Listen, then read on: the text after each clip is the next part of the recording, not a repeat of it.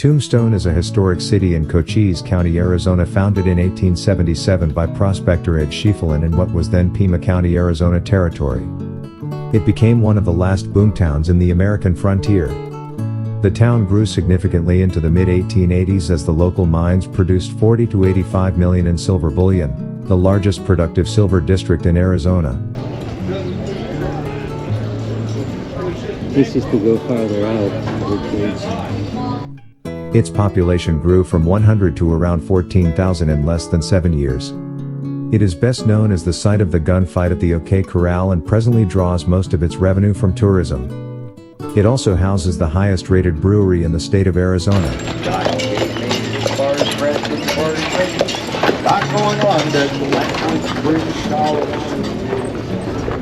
The town was established on Goose Flats, a mesa above the Goodenough mine.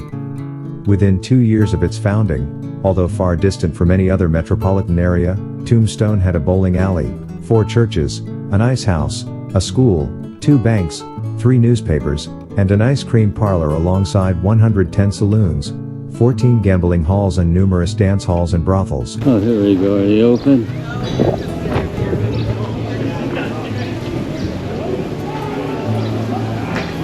Let me,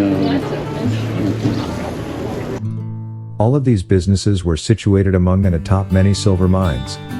The gentlemen and ladies of Tombstone attended operas presented by visiting acting troupes at the Schieffelin Hall Opera House, while the miners and cowboys saw shows at the Birdcage Theater and Brothel. Going back to California.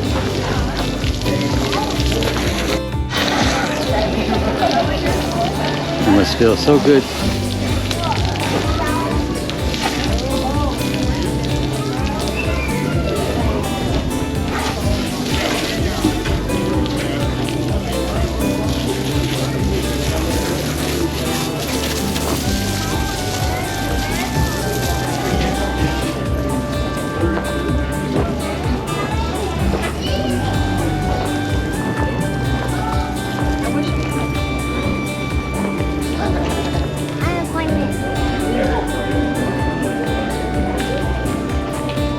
Don't climb on there, okay?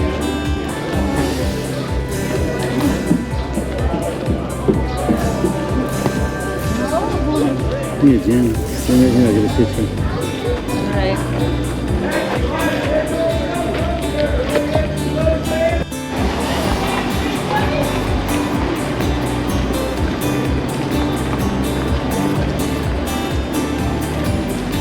Under the surface were tensions that grew into deadly conflict. The mining capitalists and the townspeople were largely Republicans from the northern states. Many of the ranchers, some of whom like the Clantons were also rustlers or other criminal varieties, were Confederate sympathizers and Democrats. The booming city was only 30 miles from the U.S.-Mexico border and was an open market for cattle stolen from ranches in Sonora, Mexico by a loosely organized band of outlaws known as the Cowboys.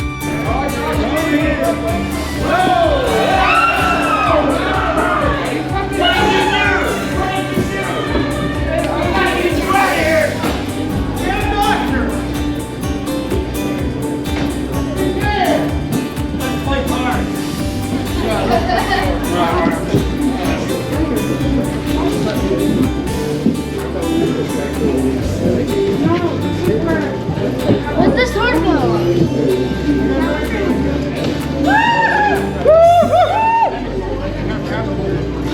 That, ladies and gentlemen, is having a margarita. I guess it don't matter because we can't get it anyhow.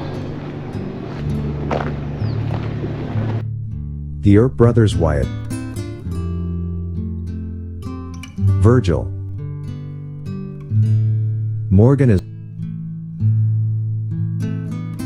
well as Doc Holliday arrived in December 1879 and mid-1880. The Earps had ongoing conflicts with cowboys Ike and Billy Clanton, Frank and Tom McClory and Billy Claiborne.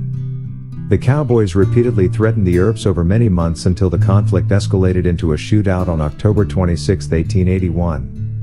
The historic gunfight is often portrayed as occurring at the OK Corral, though it actually occurred a short distance away in an empty lot on Fremont Street.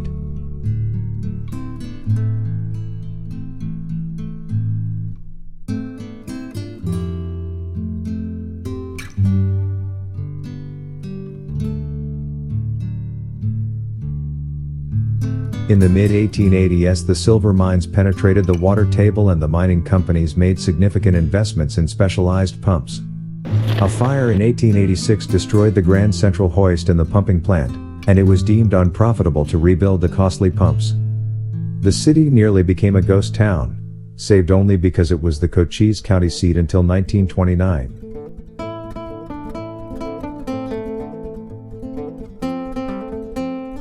The city's population dwindled to a low of 646 in 1910 but grew to 1,380 by 2010.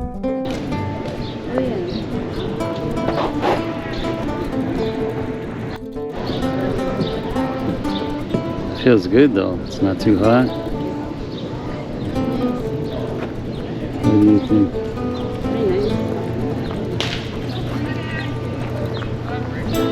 Ed Schieffelin was briefly a scout for the U.S. Army headquartered at Camp Huachuca. Schieffelin frequently searched the wilderness looking for valuable ore samples at the Santa Rita mines in nearby Santa Cruz Valley. 3 superintendents had been killed by Indians when friend and fellow Army scout Al Sieber learned what Schieffelin was up to. He is quoted as telling him, "The only rock you will find out there will be your own tombstone," or according to another version of the story, "Better take your coffin with you, Ed. You will only find your tombstone there, and nothing else."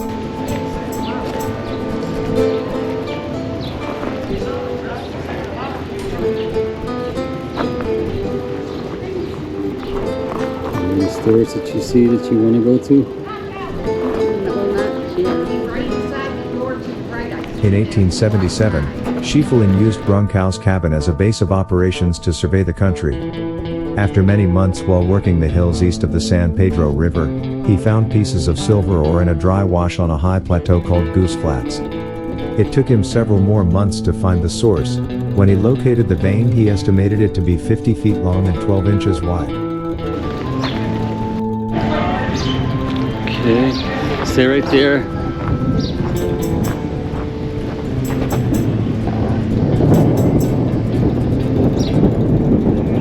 Schieffelin took on a partner named William Griffith, who financed the filing of the claim in return for a later claim for himself. Griffith filed Schieffelin's first claim, which was named Tombstone, on September 3, 1877.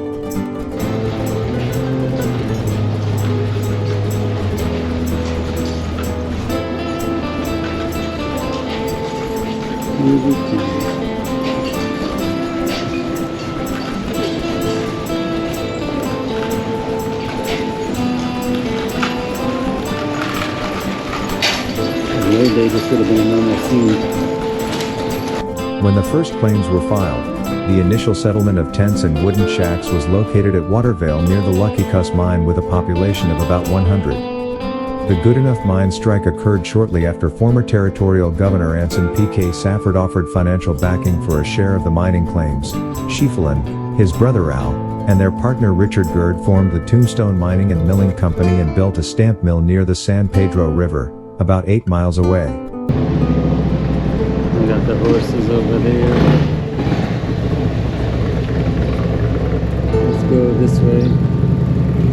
As the mill was being built, U.S. Deputy Mineral Surveyor Solon M. Alice finished surveying the new town site in March 1879. The tents and shacks near the Lucky Cuss were moved to the new town site on Goose Flats, a mesa above the Goodenough mine at 4,539 feet above sea level and large enough to hold a growing town. Lots were immediately sold on Allen Street for $5 each. The town soon had some 40 cabins and about 100 residents. At the town's founding in March 1879, it took its name from Schieffelin's initial mining claim. By fall 1879, a few thousand hardy souls were living in a canvas and matchstick camp perched amidst the richest silver strike in the Arizona Territory.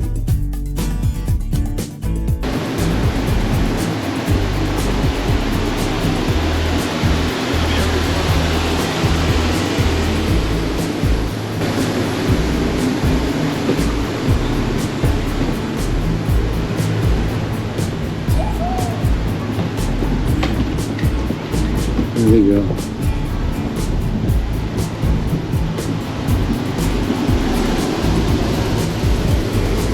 When Cochise County was formed from the eastern portion of Pima County on February 1, 1881, Tombstone became the new county seat.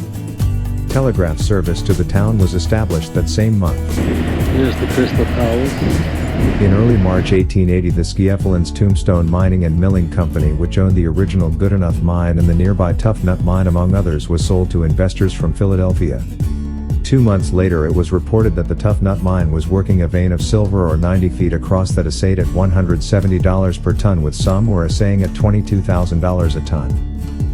On September 9, 1880, the richly appointed Grand Hotel was opened, adorned with fine oil paintings, thick Brussels carpets, toilet stands, elegant chandeliers, silk-covered furniture, walnut furniture, and a kitchen with hot and cold running water. At the height of the silver mining boom, when the population was about 10,000, the city was host to Kelly's Wine House, featuring 26 varieties of wine imported from Europe, a beer imported from Colorado named Coors, cigars, a bowling alley, and many other amenities common to large cities. Oh, look at this. 2 in a row. Hey, now it ain't bad though. Let me see. I'm gonna get it like here.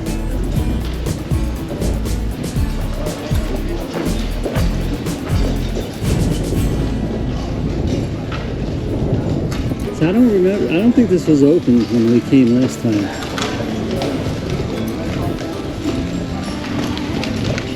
If you get hungry again, let me know though. You want ice cream, cake, cupcake? Ice cream?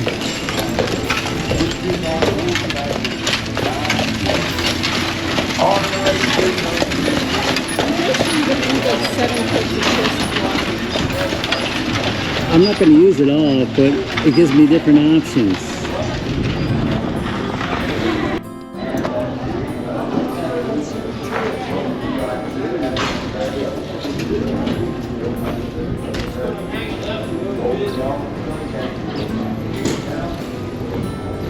Did we go to all these shops earlier or no? Yeah. We have? Yeah. We started over there. We went into this one? I think that's the one that was closer to it. How about this one?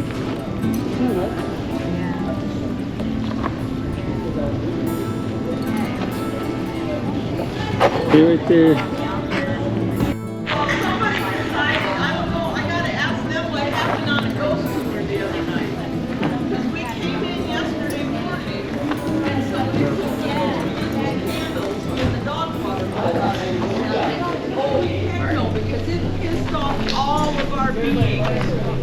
Somebody. Oh no, our stuff was like all screwed up in there. Stuff was happening in there. It was. You gotta start putting up signs for stupid people, like they do in Nelson. Yeah. So that's what ruins everything. What is this place? What's it Shady called? ladies. Shading ladies? Where do you even get ice cream from? Or it depends. I don't know why that one ice cream place is closed, but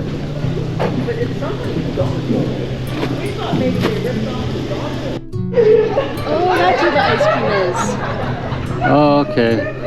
Do you want to get some? Yeah, obviously. Okay, let me just finish this shot right here. Under the surface were other tensions aggravating the simmering distrust. Most of the cowboys were Confederate sympathizers and Democrats from southern states, especially Texas. The mine and business owners, miners, townspeople and city lawmen, including the Earps, were largely Republicans from the northern states. There was also the fundamental conflict over resources and land, with traditional, Southern-style small government agrarianism of the rural cowboys contrasted to Northern-style big government development. In the early 1880s, smuggling and theft of cattle, alcohol, and tobacco across the U.S.-Mexico border about 30 miles from Tombstone were common. The Mexican government taxed these items heavily, and smugglers earned a handsome profit by sneaking these products across the border. The illegal cross-border smuggling contributed to the lawlessness of the region. Many of these crimes were carried out by outlaw elements labeled cowboys, a loosely organized band of friends and acquaintances who teamed up for various crimes and came to each other's aid. The San Francisco Examiner wrote in an editorial, "Cowboys are the most reckless class of outlaws in that wild country. Infinitely worse than the ordinary robber." At that time during the 1880s in Cochise County, it was an insult to call a legitimate cattleman a cowboy. Legitimate cowmen were referred to as cattle herders or ranchers. The cowboys were nonetheless welcome in town because of their free spending habits, but shootings were common.